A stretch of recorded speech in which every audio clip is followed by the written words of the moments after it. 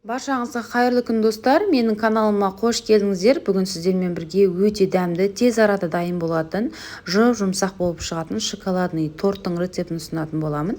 Міндетті түрде видеоның соңына дейін қараңыздар.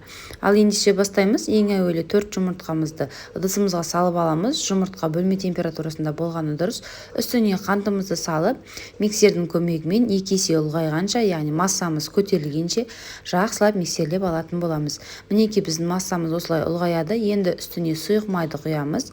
Содан соң сүтімізді құямыз. Сүтімізді жылы болуған дұрыс, салқын болмасын. Енді ұнымызды, какаоны және ас содасын дәл осылай илектен өткізіп, шетінен қоса отырып миксерлейтін боламыз. Оның барлығын бірден қоса салмаймыз. Міндетті түрде 2, 3 немесе 4 бөлікке бөліп, осылай миксерлеп алып қосатын боламыз. Құрамындағы заттарын төменге описание бөліміне қалдырамын, сол жақтан қарасаңыздар болады. Өте дәмді әрі жылдам дайындалады.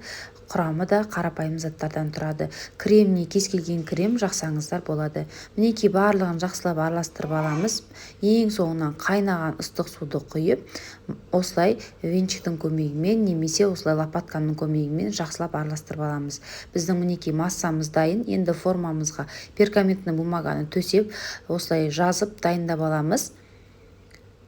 180 градуста қызып тұрған пеште 30-35 минутқа пісіріп аламыз. Пешті міндетті түрде алдын ала қыздырып қойыңыздар. Ал енді глазурын дайындайтын боламыз.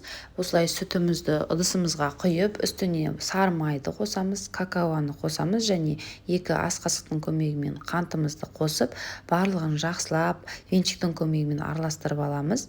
Міндетті түрде барлығы ерігенше жақсылап біркелкі қылып араластырып алыңыздар. Енді осы массаны орташа отта пешке қойып, қоюланғанша араластырып аламыз. Осымен біздің глазурымыз дайын, өте дәмді, керемет болып шығады. Ешқандай қымбат заттарды алудың қажеті жоқ. Кремін дайындайтын боламыз. Ол үшін сливкиге творожный сыр және сахарный пудраны қосып, миксердің көмегімен 2 есе ұлғайғанша, яғни массамыз біріккенше, креміміз қоюланғанша жақсылап араластырып аламыз. Осымен біздің креміміз де дайын. Қараңыздар, қою, біркелкі болып шықты. Өте керемет кремдердің бірі.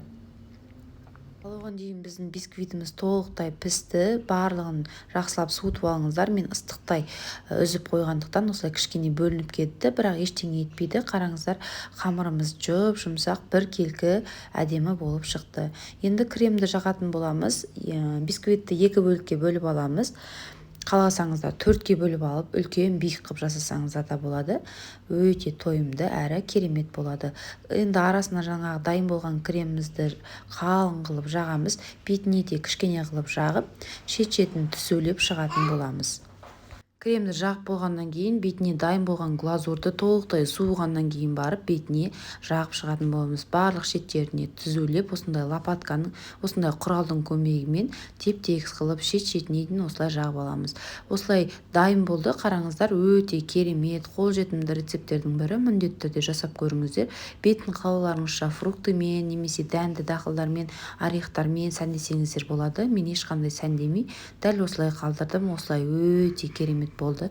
Менің отбасыма ұнады, сіздерге де ұнайды деген сенімдемін.